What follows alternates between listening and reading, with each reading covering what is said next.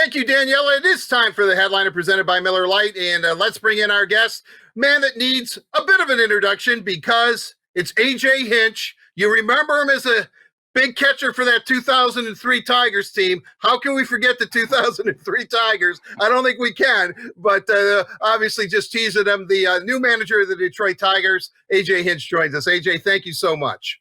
You know, I've been trying to forget about that 2003 season for a long time, and now you keep bringing it up. So it was fun to be in Detroit. It was not fun to lose all those games.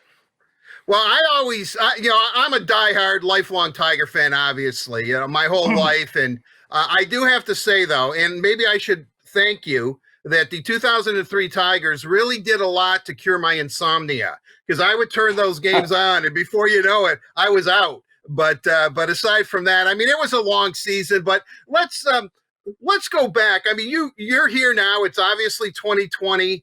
Have you seen kind of the city evolve a little bit? I don't know how much time. I know you spent some time, obviously, as an opposing manager and coach coming to the city. But where do you think Detroit was in 2003 and where it is today? Well, I think it's a lot different. You know, I think one of the things you've seen so much change downtown, just the infrastructure.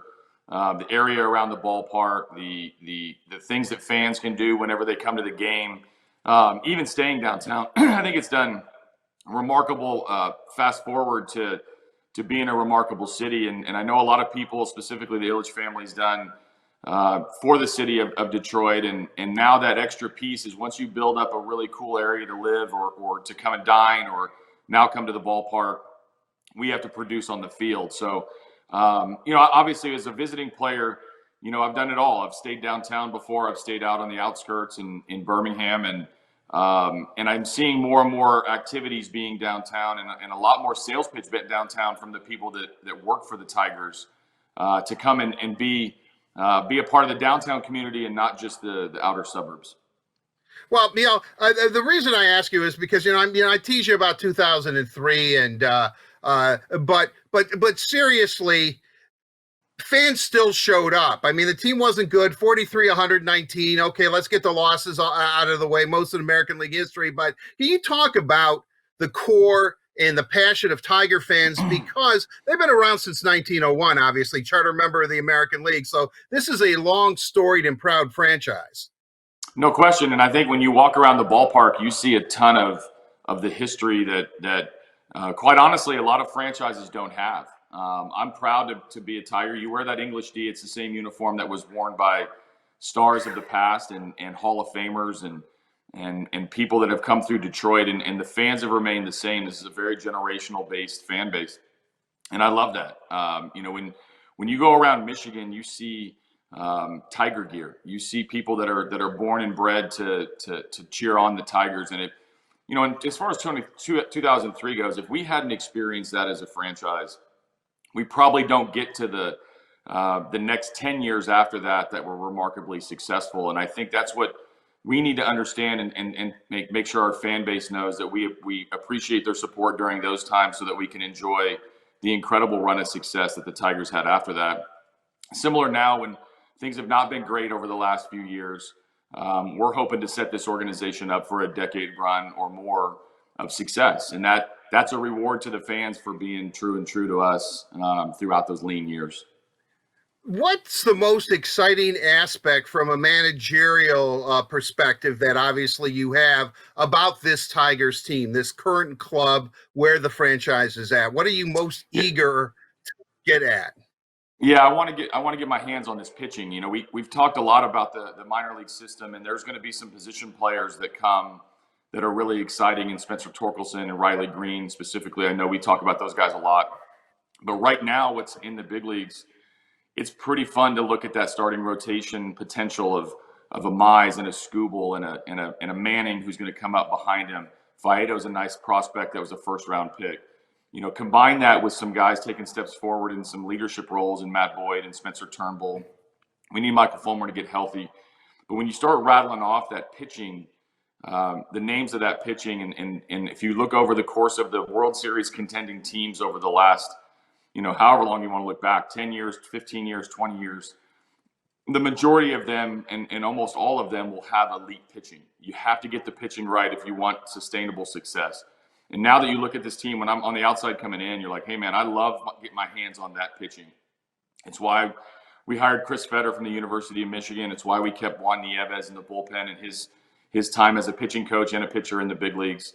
That pitching is really going to set us up to be as successful as we can be, because, like, as you all know, as a baseball fan, you know, if you're down 3-0, 4-0, 5-0 after the first couple of innings, you can have the best offense in baseball, and you're simply not going to win as many games as you can when you have that shutdown pitching. We just watched the Tampa Bay Rays, you know, roll into the World Series and get to Game 6, ultimately lose, but they had a good, not great offense, but they had incredible pitching. And once you can put that all together, you can make a World Series run. Well, you know, it's interesting. You would obviously bring up the pitching. I know that Faedo and Mize and Skubal and Manny, those four guys look at themselves as the four starters that the Atlanta Braves had, and I think Casey's from Arkansas or something. So that was kind of the team he grew up. A couple of Michiganders on that starting staff, and Smoltz and Avery and you know, and Glavine and Maddox. I mean, is that lofty expectations, or are you glad that those guys look at the four of them and say, boy, look at the potential we have? Yeah, well, that's some Hall of Famers on the Atlanta staff. So I want to give these kids a chance to be good and not have to be Hall of Famers. But it's important. I mean, I just came from Houston when we had Verlander and Cole and Charlie Morton, Lance McCullers, Dallas Keuchel. The starting rotation, I've always believed the starter sets the tone for the day. Mostly because at the top of the first or bottom of the first, like that momentum into the game is set, the tone is set by the starting pitcher. So, you know, for us to be successful, we got to get the pitching right. I think we're in a good position now where we have the ingredients. We're also going to take steps forward in how to maximize that pitching. But, you know, I don't want to say they have to be the Braves of yesteryear, or, you know, you look at what the Dodgers can do right now, what the Astros have done in the past. Cleveland in our own division has been the kind of the gold standard for developing pitching. I know that we need these guys to be good for us to be our best team, and certainly it's going to take more than that. They can be a great pitching staff. We need to surround them with offense, and we need to catch the ball better than the Tigers have in the last couple of years. It's going to take an all-encompassing team, but having those ingredients at the very beginning is a surefire reason to be excited. Well, what I find interesting about it, obviously, when you were hired on the 30th of October, everyone in baseball said, "Well, you know, that's an A+ hire." You know, and I'm not saying it because you're a guest here today. I truly mean that. But then when you filled out your coaching staff, people were like, "Whoa!" I mean, the Tigers are getting it right. I mean, they've drafted really well. Their farm system has gone from, you know, I don't even think it was rated there for a number of years. I mean, you know, oh yeah, Detroit does have a farm system. I guess we better put them last. And now they're, you know, they're in the, you know, the top two in all of baseball, depending on what service you look at. You know, you mentioned Chris Fetter. I'm a big Michigan guy. I graduated from Michigan, you know, a northern team in the World Series. He's the pitching coach. How important is it to have a guy who understands all this metrics and is able to relate to these guys? Because in reality, he isn't that much older than the guys that he's going to be coaching. No, and that's key. And I thought that was an advantage for him to be younger and more relatable to the pitching staff. And it was actually a feather in his cap that he could be similar age and different experiences, because he's been coaching 17, 18, 19, 20, 21, 22-year-olds the last few years and having great success. We have a very young pitching staff. But there's some veteran guys that can learn something from him too. And I think the balance is what I'm after. I want the guy that can relate to the player as much as he can relate to the numbers. You can't kind of coach one way. You can't be one-sided. You can't simply just say these are the numbers and not apply them to what you do on the mound. The thing about analytics that people don't talk enough about is the pitching side is the side of the game that you can take the most advantage of the technology, the pitch sequencing, the pitch shaping, the numbers, as everybody that spits out on TrackMan and Rapsodo, and these kind of fancy names of companies that can increase the likelihood of you being able to repeat your pitches. We have the ball in our hand whenever that pitcher's there, so he can create whatever spin on the ball, the carry on the ball, the extension down the line, all the stuff the numbers tell us. But you need a person that can relate that to each individual personality, somebody that can coach in different ways, somebody that can see the potential in what Joe Jimenez's pitches do, and maybe explain why he struggled over the last couple of years after having, this all-star tag put on him after making the all-star team in 2018. So that Chris Fetter is all-encompassing coach. He's not just a numbers guy. He's not just a player guy. He's found himself right in the perfect mix of both, and I think that's why he was the perfect hire for us. Well, there's so many ways I want to go, AJ, and I know we're running out of time with you, but I really want to ask you this. I mean, I'm from the school where there was no such thing as analytics. I don't even think it was a word when I was growing up. When I look at it now and I see during the course of the game, and baseball's is a numbers game. I used to look at batting average or win-loss record or innings pitched and hits given up. And, I used to look at those kind of statistics.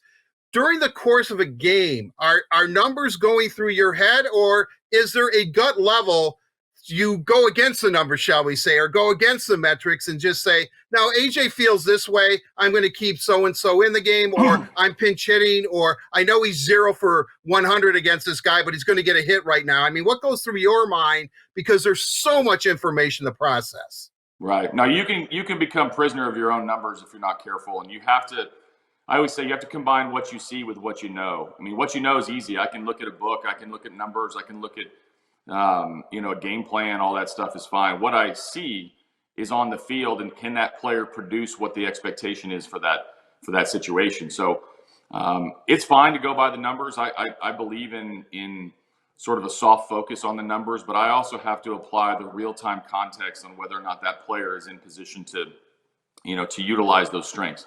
The case in point being, let's say that we have a hitter up to bat who doesn't hit the high fastball. In Skubal's pitching, he's got a big carry fastball that can get up above the zone, but he can't produce that today. The numbers are telling me that Skubal can throw high fastball to Mike Trout. The reality is I'm watching him pound the ball down in the zone and not being able to elevate the fastball today. Well, I have to make a decision whether he can face Trout that third time or that fourth time in the game based on whether he can produce what gets that guy out. That's just a small example of how I would take him out one game and maybe not take him out the other game, depending on his execution. That's player driven. That's person driven. That's not numbers driven. And on the flip side of that, you're going to see some things from me. Like, I don't love the intentional walk. I don't love the sack bunt that much, but I'm going to like safety squeeze. So if I don't like the bunt, but I like the safety squeeze, why? Well, the reason is one produces a run and one doesn't. And so there's situations like that I'm a little bit more new school in how I manage.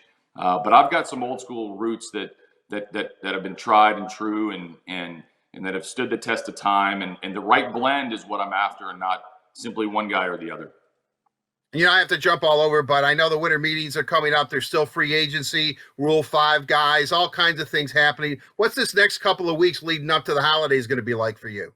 Yeah, pretty busy. This is a couple of weeks where we need to really get ourselves in position to determine what our team is. On the free agency side, no matter what I've been in the game, whether it's been in the front office, a manager, a player, December and January is kind of like moving months. Like, you're going to find out where these players are going to play. They're all going to want to find a home. They all want really good deals in December. And then January, the teams seem to try to, jockey for position on who's going to sign. The winter meetings are going on virtually this year. So we have some meetings, some manager stuff, some instant replay stuff. And then most importantly for the Tigers, I'm having different meetings with different departments within the organization. We're having an infield meeting tomorrow. We're having a pitching meeting next week. We're going to have an offensive meeting the week after that, where these are 2, 3, 4, 5-hour Zoom calls that are trying to get the organization on the same page for what we're going to do in the big league level, the language we're going to use, the positioning, the pitching philosophy, the hitting philosophy, so that when we hit the ground running, whenever it is, hopefully we have a normal spring training, that we're going to be able to have an organization that's taken a step forward, being cohesive, as opposed to just having a new manager at the major league level, but doing the same things over and over again in the minors. Well, when you do hit the field as Tigers manager, you're going to be wearing number 14. How did that come about? Well, 14 for me was my number in Houston as a manager. And the way that I got it there was I was going off. I was on the field. I wasn't good enough to have my number. I wasn't going to be number 7, number 23, number 20, number whatever. So when I became a manager, I asked my daughters, who were really young at the time, I think they were like 10 and 8 or 11 and 9. what number looked the best with my name over it, our last name over it. And so they drew up numbers that were available in Houston. They loved 7, 14, and 21. So they love those three, 7, 14, 21. They're all multiples, but 7 was taken, Craig Biggio, and 21 was not available. So I went to 14. We had pretty good success. The girls like it. So when I got to Detroit, same theory applied. They wanted me to stay with 14. Now, Christian Stewart had it the last couple of years, but I'll have to do something nice for him since manager came in the organization and took his number. Well, I know you've mentioned the Old English D. The holidays are coming up. I mean, have you loaded up on, is this going to be a Tiger gear, Tiger swag Christmas for everybody that you know? Presents that you're going to distribute? Is everybody getting like Tom Selleck autographed Tiger caps or something? Pretty much. I mean, Jim Schmeichel down in the clubhouse did an unbelievable job of loading me up with some Tiger gear. So I'm wearing that proudly and also kind of distributing it out to our family. My wife put the first decoration on our Christmas tree this year was a tiger decoration that my wife bought right after I got the job. So we'll be sporting the English D down here in Texas for the time for our holidays until we can wear the real thing when season starts. AJ Hinch, thanks for joining us on the Headliner. I really appreciate it. Like I said, I still have a lot of questions to ask you, so we'll have to have you on. I'm going to be here a long time. We can do this again. Oh, we definitely will. Trust me. I'm going to hold you to that. AJ, best of luck and everything. Have a happy holiday. We really appreciate your time. You got it. That'll do it for this edition of the Headliner presented by Miller Lite. It is the original light beer. It's only 96 calories. It tastes delicious, and it's available for delivery. Daniela, back to you.